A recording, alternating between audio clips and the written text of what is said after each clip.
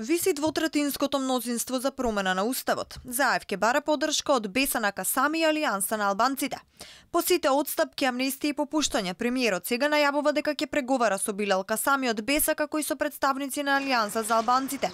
Оптимисте, ќе сторил се да се истурка процесот. Утре закажав состанок со господинот Билал Касами, председателот на БЕСА, каде што ќе разговараме за сето она кое што тој мисли дека треба да разговараме, но мене ми е драго што овие две политички партии кои што се од албанската опозиција, како што е БЕСА, предводена од Билал Касами, и Алијансата за албанците, предводена од господинот Зијадин Села, и те како се недвојбени подржувачи на интеграцијските процеси на Република Македонија.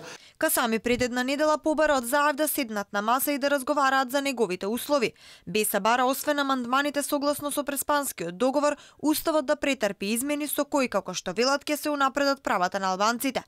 Во спротивно, премиерот ќе треба да си бара други гласови за да обезбеди двотретинско мнозинство. До сега немаме таква атмосфера и затоа во моментот, ако вака се продолжи, значи најверојатно мнозинството треба да размислува за да најде уште гласови. Во спротивно, значи ние имаме подготвеност, но премиерот, мнозинството треба да седне со нас и да ги разгледаме нашите барања.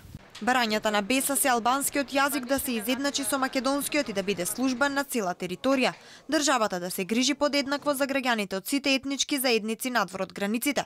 Председателот на државата да не може да го блокира донесувањето на законите и Охридскиот рамковен договор да биде дел од преамбулата на уставот. За овие предлози на БЕСА премиерот во октомври изјави дека не треба да се шири Пандорината кутија, затоа што никој немал право да го ословува патот на земјата кон ЕУ и НАТО. Зашто ќе се разговара пак со Алијанса за албанците допрва ќе се види, имајќи во предвид дека Зијадин Села е нервозен поради одлуката за амнестија за настаните во собранието од 27 април.